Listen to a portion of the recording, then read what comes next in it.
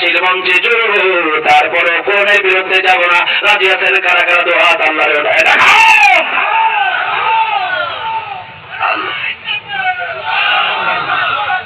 আল্লাহ এই চাকা, আল্লাহ বলেন এই চাকা যা করবে ঈমান, নেকামত, দাওয়াত, সবর, ফাকাদ ওয়াদখিলাল জান্নাহ, এই জান্নাতে প্রবেশ করবে, ফাকাদ ফাজ। আর যারা জান্নাতে প্রবেশ করবে তারা কামিয়াব হয়ে যাবে। আর এই দুনিয়া আমাদের জন্য কয়েদখানা, এই দুনিয়া আমাদের জন্য কি? জেলখানা, পুরোটাই জেলখানা। তাহলে জেলখানার ভিতরে নিজের ইচ্ছা মতো চলা যায় নাকি? স্বাধীন না পরাধীন? মালিক একজন আছে, তিনি কে? আল্লাহর কথা মতো এই কয়েক বছর কিছুদিন জিন্দেগি চালান, পরকাল আল্লাহ জান্নাত দিয়ে দিবে, এটা আপনার সফলতা।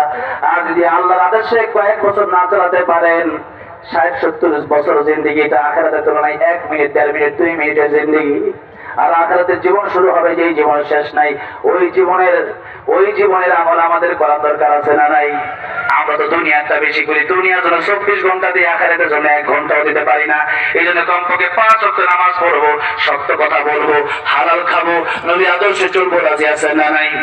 আল্লাহ কবুল করেন, বলেন আমিন। অনেক টাইম হয়ে গেছে, অনেক দূর যেতে হবে।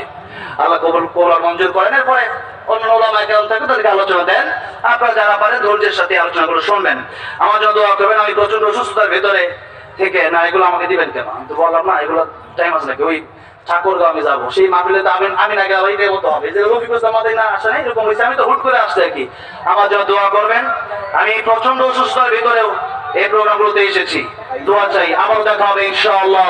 আসসালামু আলাইকুম ওয়া রাহমাতুল্লাহি ওয়া বারাকাতুহু। গজল